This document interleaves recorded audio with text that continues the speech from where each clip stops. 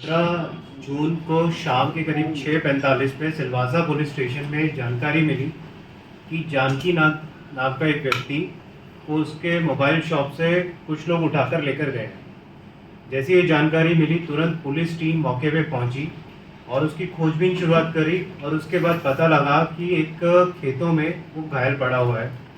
उसी दौरान में पुलिस उस जगह पे गरोंडा में उस खाली क्षेत्र में पहुंची, साथ ही साथ एम्बुलेंस पहुंची और उसको हॉस्पिटल लेकर गए, जहां पे उसको मृत घोषित कर दिया गया। पुलिस ने उसके बाद तुरंत एफआईआर रजिस्टर करी और बहुत मल्टीपल टीम्स बनाई जो कि मौके पर पहुंची और आसपास के लोगों से जानकारी एकत्रित की, जिसमें पता लगा कि एक व्यक्ति मोटरसाइकिल पे आते और जाते हुए दिखा था। जैसे उसके बारे में जानकारी मिली, उस मोटरसाइकिल को ट्रेस किया गया।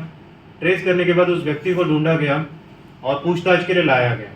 सख्ती से पूछताछ करने पे उसने अपना मौके पे अपनी मौजूदगी कंफर्म करी, साथ ही साथ उसने कुछ और लोगों के नाम भी बताए और फिर उसके बाद में जो तकनीकी माध्यम से, फुटेजेस के माध्यम से हमने उन लोगों को आइडेंटिफाई किया और फिर उसके बाद वो जिस रूट से बाहर निकले थे उस जगह पे आसपास के जिलों को हमने सूचित किया और अपनी टीम्स को उन जगह पे रवाना किया।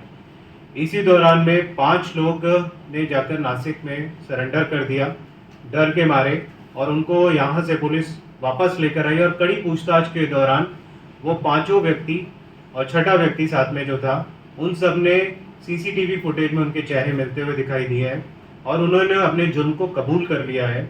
और साथ ही साथ इस अपराध में जो मोटरसाइकिल, जो गाड़ी और फोन्स यूज हुए थे वो सारे हमने रिकवर कर लिए। कुछ और जो अपराधी हैं जिनके बारे में अभी खुलासा हुआ है इन्वेस्टिगेशन में, उनके में भी धरपकड़ जारी। टोटल कितने आरोपी थे और अभी कितने पकड़े गए? अभी हमने 7 आरोपियों को गिरफ्तार कर लिया है। साथ ही साथ अपराध में जिस व्हीकल का यूज़ हुआ था, जिस गाड़ी का यूज़ हुआ था, वो गाड़ी भी हमें मिल गई है।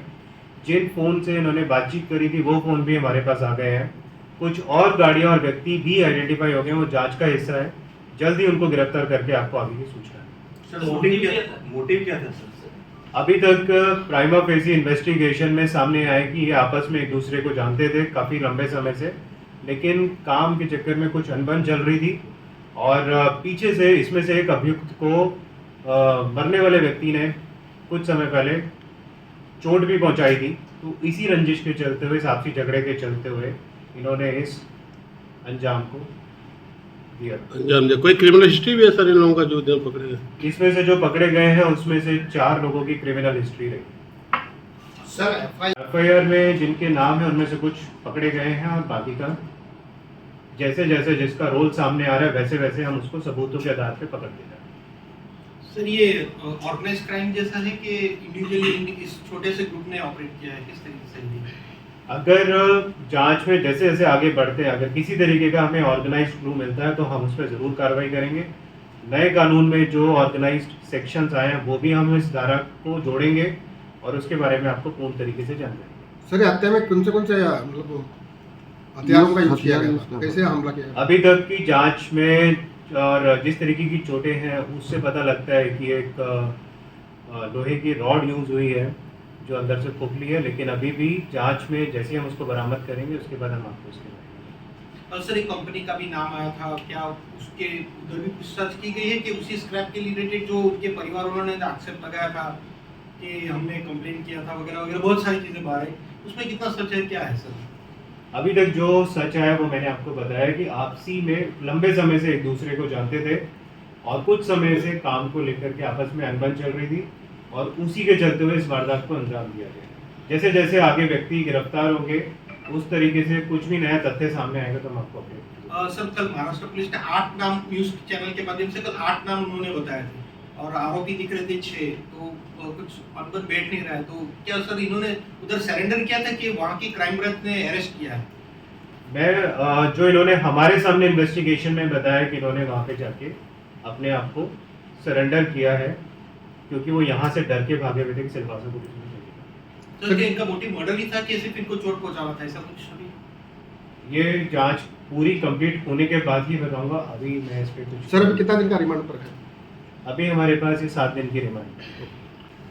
नहीं नहीं क्या कहना मतलब सर ये- उसको जब से उठाया ना हाँ। सर, उसके बाद काफी 2 से 3 घंटा समय निकाला गायब तो उसके रहा, बाद ये बात गलोंडा में- करा। खेत में फेंका सर वो जान अच्छा, दुकान से ले जाने के बाद इन्होंने उसको ज़बरदस्ती गाड़ी में बिठाया है और गाड़ी के अंदर ही इन्होंने मारपीट करी और रास्ते में जिस जगह पे इन्होंने उसको उतारा है वो जगह करीबन सिल्ली करीबन कुछ ही दूरी पर है, इतना लंबा समय नहीं, उसके तुरंत बाद ही उसको मौके से छोड़ के मोरखल की तरफ से निकल गए। हमारे पास में टेक्निकल भी है और हम आगे किसी व्यक्ति को नहीं छोड़ने वाले हैं। मैं साथ ही साथ आप लोगों के माध्यम से ये कहना चाहता हूँ, पीछे भी हमने काफ़ी ग्रुप्स पकड़े हैं, चाहे वो ऑटो लिफ्टिंग के हों, चाहे वो एटीएम के हों, चाहे वो बर्गलरी के हों, चाहे वो मोबाइल स्नैचिंग के हों।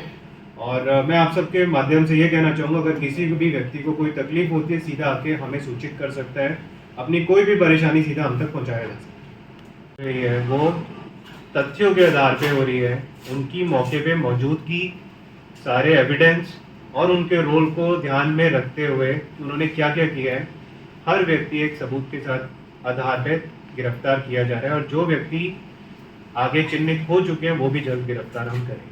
सर इस केस को सुलझाने के लिए कोई स्पेशल टीम बनाई है आपकी तरफ से? यहाँ पे पूरे जिले के सभी ऑफिसर्स सभी ने मिलके बहुत ही सूझबूझ के साथ एक एक इलाके को चिन्हित करके अपनी दिशा निर्धारित करके उस जगह पे गए हैं और वहाँ से जो सबूत लेकर आए हैं, जिस तरीके से इंटेरोगेशन किया, उससे काफ़ी अच्छी इन्वेस्टिगेशन और डिटेक्शन चल रहा है। Thank you sir.